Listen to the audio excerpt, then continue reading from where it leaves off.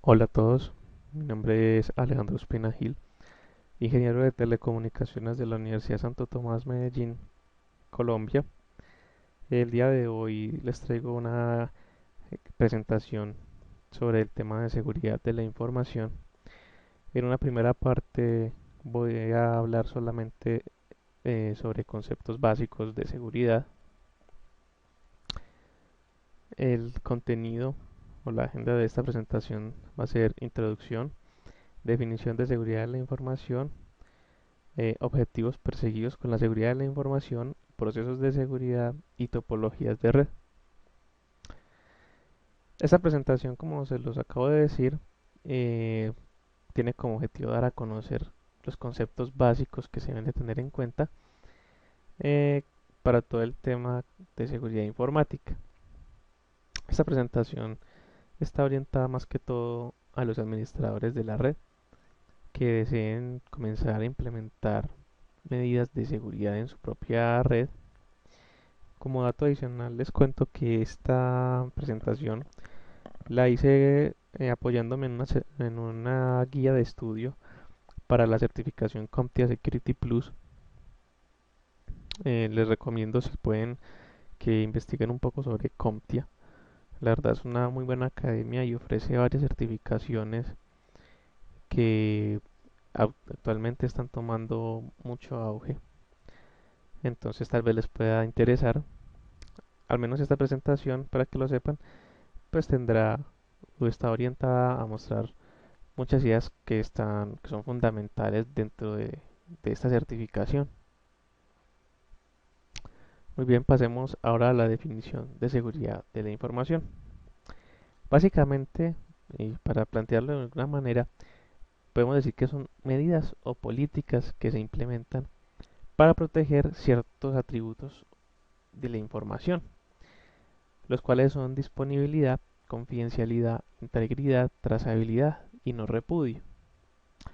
Estas medidas normalmente tienen o generan un problema, y es que implementar estas medidas o políticas normalmente van a ocasionar incomodidad al momento de usar las TIC.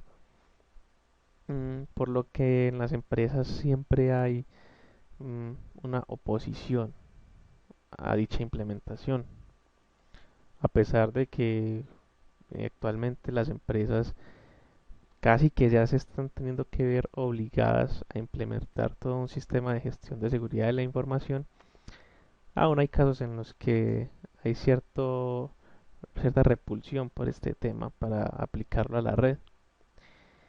La seguridad de la información implica tres áreas. La primera área es la seguridad física, que nos dice debemos proteger las propiedades de un modo físico. ¿Para qué? Para evitar que puedan ser robadas o dañadas. Es necesario disponer siempre de un plan para recuperar la información que haya sido robada. Siempre debe disponerse de elementos que nos ayuden en esta parte, como por ejemplo las cámaras, los controles de acceso, evitar que el lugar donde esté la información o los sistemas como tal puedan ser un blanco fácil para algún ente externo a la compañía. La segunda área es la seguridad operativa, que hace referencia al modo de realizar las actividades de la empresa, es decir, el acceso a la red, a la información, el control de acceso nuevamente, pero obviamente ya a un nivel de operación, políticas de contraseña, controles de acceso, procesos de autenticación, todo lo que es Network Access Control, todo ese tipo de elementos es a lo que se referencia a la seguridad operativa. Y la tercera área es la gestión de la seguridad, que consiste en establecer unas políticas de seguridad y de cumplimiento de las mismas. El establecimiento normalmente de una política de seguridad debe incluir algunas como las siguientes. Políticas administrativas. Establece una guía pues para realizar quién hace los backups, las auditorías, las actualizaciones, quién monitoriza. Debe estar siempre esas políticas administrativas, tener claras la periodicidad y el momento de realizar todas estas funciones que les acabo de mencionar, y cada una de ellas debe tener una persona responsable para relacionarlo siempre con la seguridad y el estado de la información. La segunda son los planes de recuperación ante desastres, o el DRP, que siempre es un mecanismo de actuación ante cualquier posible evento que haga que la continuidad de la empresa se vea en riesgo. Eh, la verdad es que siempre este plan de recuperación ante desastres tiende a ser costoso y muy complicado de implementar, pero en realidad es una parte imprescindible. La tercera son las políticas de información, que hace referencia a los aspectos relacionados con el flujo de la información, como lo que es el acceso, la clasificación, el marcado, la destrucción de la información. Y esos tienen unos niveles habituales, los que son la política de información para la que se considere pública, información interna, información privada y la información confidencial de la compañía. Políticas de seguridad, donde se describe la configuración de la red y los sistemas, instalaciones de software, de hardware, las conexiones de red, el cifrado que utilizamos, los antivirus, eh, la identificación y autenticación, los requerimientos de diseño de software. Muchas compañías realizan o tienen para su uso diario sus propias aplicaciones, pero siempre debe garantizarse que dentro del diseño, cuando se hagan esas aplicaciones, que sean integrables con todas las políticas de seguridad que se implementen dentro de la compañía. Las políticas de uso definen el modo en que deben utilizarse la información y los recursos de la empresa. Incluye algunos aspectos como lo son la confidencialidad, la propiedad intelectual del recurso, quién es el custodio del recurso, quién tiene acceso a él, eh, las políticas de gestión de usuarios. Define básicamente el modo en que se tratan los aspectos relativos a los usuarios para la función diaria en la empresa, como lo pueden ser crear un nuevo usuario, cambios dentro de las funciones o de los roles, ascensos de los usuarios, retirada de un usuario. Todo esto debe hacerse porque la mayoría de ataques internos son causados por personas que erróneamente tienen niveles de permiso más altos que los que deben de tener, lo cual en ocasiones puede permitirles de cierto modo realizar acciones maliciosas, ya sean por error o intencionales.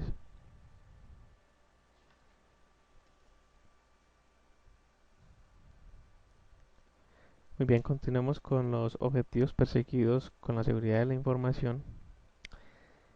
Básicamente son tres objetivos primordiales que son la prevención, la detección y la respuesta. La prevención son normalmente estrategias que se orientan a evitar que los ataques sucedan. ¿Por qué? Es bastante obvio, es mucho más fácil evitar que algo suceda a corregir los efectos de un ataque. La detección, identificar los eventos en el momento en que suceden, porque en realidad los peores ataques son aquellos de los que no sabemos que somos víctimas, es decir, aquellos que pueden durar meses, años y no son detectados. Y la respuesta es el desarrollo e implementación de estrategias para evitar un ataque, que en realidad la parte de la respuesta es muy delicada porque puede afectar muchísimos factores. Procesos de seguridad. La seguridad de la información debe ser una combinación de procesos, procedimientos y políticas. Mm, Según ITIL versión 3, la última versión de ITIL, eh, la seguridad de la información nunca debe ser tomada como un proceso adicional, sino que debe ser un factor que debe estar embebido dentro de los servicios de la compañía durante los procesos de creación del servicio: estrategia, planeación, diseño, operación y mejora continua. La seguridad debe estar dentro de los cinco aspectos y no tomarlo como uno aparte.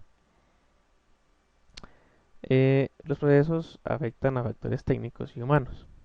Dentro de los técnicos se incluyen las herramientas que son instaladas en el sistema, como cuáles: el antivirus, que es el software que instalamos en los sistemas que previenen a los mismos de ataques de virus, gusanos, troyanos, todo tipo de malware. Obviamente hay que estar seguro de que este software siempre esté actualizado, porque todos los días aparecen nuevos métodos de ataques para los sistemas. El control de acceso, que es aquel que limita los accesos a los recursos de la empresa. Dentro de algunos métodos o los más reconocidos está el MAC, el Mandatory Access Control, que es un modelo estático que utiliza un conjunto de privilegios de acceso a los archivos de los sistemas. Básicamente se enfoca en utilizar etiquetas a nivel de sensibilidad de los objetos. Entonces cada etiqueta nos va a decir a qué podemos acceder de ciertos objetos. Y gracias a eso, pues ya dependiendo de la etiqueta se sabe si podemos tener acceso a él o no. Otro, por ejemplo, es el DAC, el Discretionary Access Control, donde el propietario de los recursos es el que establece los privilegios que se necesitan para poder acceder a la información. La diferencia con el Mac es que las etiquetas no son obligatorias, pero también pueden utilizarse, pero no está tan basado en la parte de etiquetas. Eh, Muy bien, el otro factor o recurso es la autenticación, que es el modo de saber si la persona o individuo que ingresa al sistema realmente es quien dice ser. Se basa en tres métodos: lo que sabe, lo que tiene y lo que es. Eso es lo que los tres métodos que se utilizan en la parte de la autenticación. Hay muchísimos métodos de autenticación, que puede ser, por ejemplo, la biometría. Es una de las que actualmente se está empezando a impulsar mucho más, que es cuando se utilizan características físicas de la persona para poder identificar el usuario. Por ejemplo, la huella dactilar, eh, la voz o por el iris ocular. Certificados, los certificados digitales, que nos sirven para saber si normalmente es utilizado para el transporte de la información, para saber si la información es veraz o no. El CHAP, que es un sistema que se basa, no utiliza eh, el esquema habitual de usuario y contraseña. A diferencia de eso, el CHAP, que es una tecnología muy utilizada para las conexiones VPN seguras, siempre trabaja con peticiones de autenticación y hacen una especie por medio de una trama, eh, el envío de una contraseña que debe de ser confirmada por el servidor CHAP. El Kerberos, que es la auténtica, es uno de los esquemas utilizados más comúnmente, porque pues es la que utiliza el director activo de Windows, que digamos que es algo indispensable dentro de cualquier compañía. Mm, Tenemos también los tokens, por ejemplo. Es la verdad uno de los métodos de autenticación eh, por excelencia actualmente. En fin, muchísimos más. Bueno, y el usuario y contraseña también, la típica que siempre se ha tenido. Básicamente esos son algunos de los muchos métodos de autenticación que existen. Bien, continuando ahora en las topologías de seguridad. Bueno, desde un punto de vista de seguridad, ya aquí hablando en términos ya de la red como tal, se tratan cuatro áreas para el diseño, topología e implementación para la red. En la primera parte tenemos los objetivos del diseño. Estos son los objetivos que debemos de tener siempre en mente para diseñar una red segura. Entonces debe tenerse en consideración la confidencialidad, que sería asegurarse de que nadie es capaz de acceder a la información salvo el destinatario, la integridad, eh, asegurarse de que nadie es capaz de modificar la información que recibe, el receptor, claro, la disponibilidad, asegurarse que la información siempre esté disponible, y la contabilidad, que es registrar todos los accesos a la información y quién ha hecho qué con ella. La contabilidad vendría siendo lo mismo que la trazabilidad. El siguiente aspecto son las zonas de seguridad.